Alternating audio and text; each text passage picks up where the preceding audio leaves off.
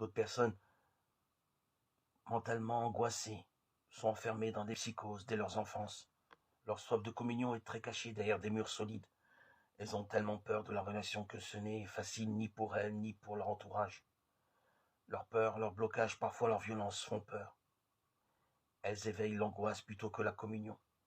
Pourtant, si on comprend leur mode de fonctionnement et leur façon de communiquer, si on accepte les rejets initiaux, on découvre leur cœur assoiffé de communication, de relationnel, de désir, de dialogue.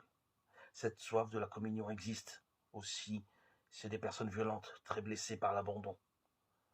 Parfois, il y a en elles une telle révolte, une telle capacité de manipulation qu'il n'est pas facile de les approcher.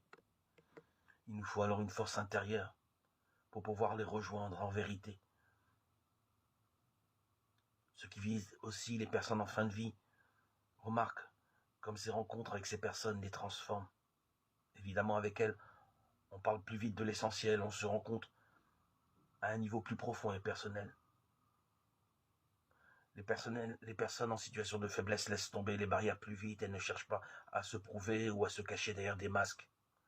Elles ne peuvent pas cacher leur faiblesse. Il y a une grande vérité dans leur partage et leur réaction. Et la vérité rend libre.